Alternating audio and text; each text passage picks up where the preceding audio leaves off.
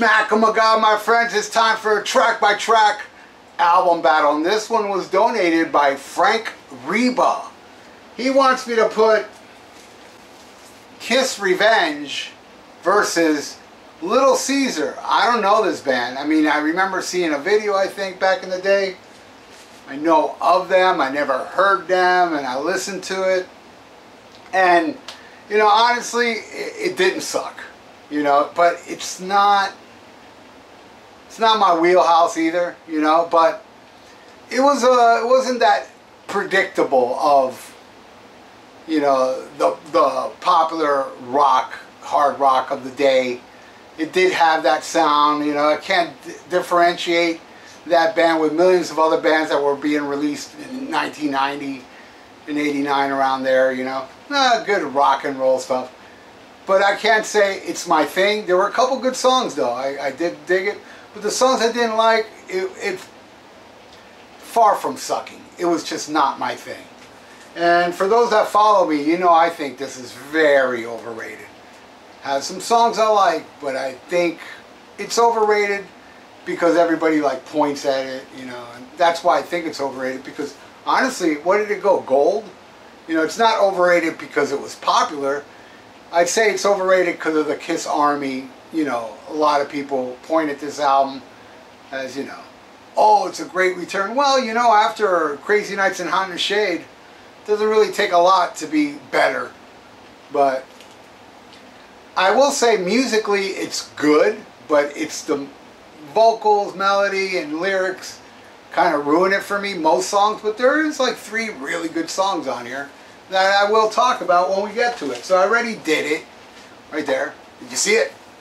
So I'm gonna read it and tell you what I think. All right, the first track we got Unholy, best song on the album, versus Down and Dirty. Again, Down and Dirty, I mean, it's okay. It's not, it's whatever, but I'm definitely giving this one a kiss. All right, then we got Hard Times versus Take It Off. Now, Hard Times rocked, man. Not as good as Kiss's Hard Times off Dynasty, but wasn't bad. But that one's going against Take It Off, and, you know, Take It Off. Yeah, Take the Needle off the album when that plays. I'm sorry, not a fan. So I'm giving that one to Little Cesar. All right, next one is Chain of Fools. And that one's going against Tough Love. Now, I'm not really that big on Tough Love, but what I was saying earlier, musically it's really good. I think Tough Love is one of those really kick-ass songs musically. You know, Bruce really delivers. But, you know, as a complete song, eh. Now, Chain of Fools, I would put Tough Love over it. So, there you go. I'll give another one a kiss. Next one is In Your Arms, which I found to be, you know, it's a ballad, not like your typical ballad, but it is kind of mellow-ish. And I liked it, actually. That's one of the songs I really liked off here, and that's going against Spit, and I don't like that song. Again, musically it's pretty kick-ass, but it is, like, to me, very awkward when it goes into Star Spangled Banner in the middle. I was like, what the hell? And yeah, the lyrics, whatever, man. Not a fan. So I'm giving that one a Little Cesar. From the Start, that one's really good. I really like that one. And that one's going against God Gave Rock and Roll to You. Man, do I hate that damn song.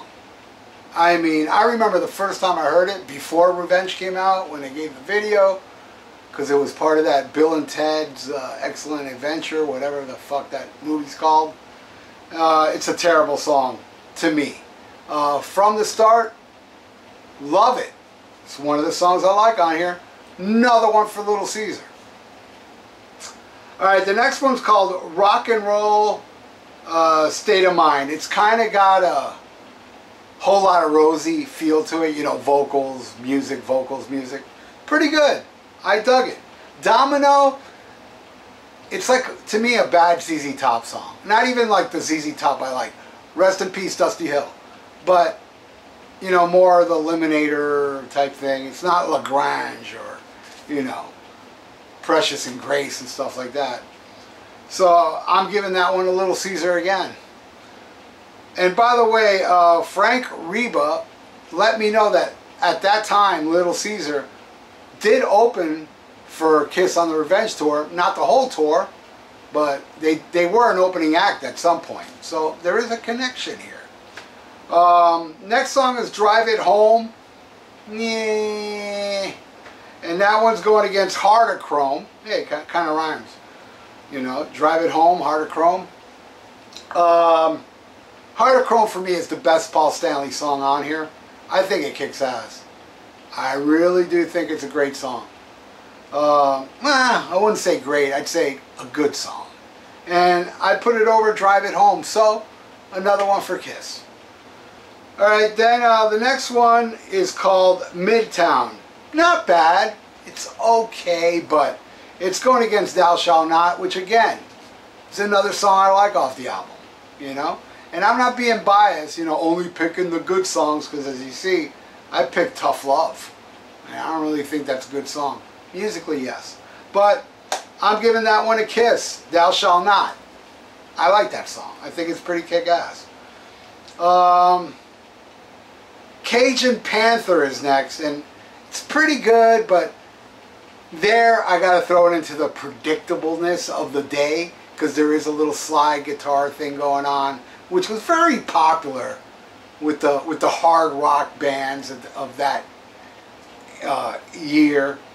And that one's going against Every Time I Look at You. I don't like that song. To me, it's such a by numbers ballad.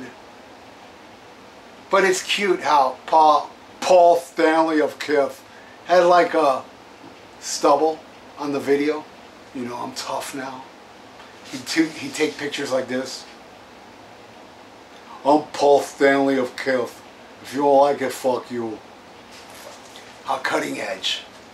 So, next, Wrong Side of the Tracks. Again, it kind of mirrors that type of music of the day.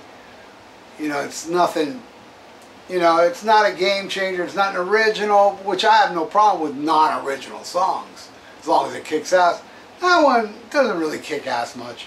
That one's going against Paralyzed, which again, musically is great, but I don't really like Paralyzed that much. But I'm going to give it to Paralyzed, which shows you I'm not being biased. Alright, then the next one, I Wish It Would Rain. I think that one's a cool song. I did like that one. And that one's going against I Just Wanna Fuck. Fucking song sucks. I hate that song.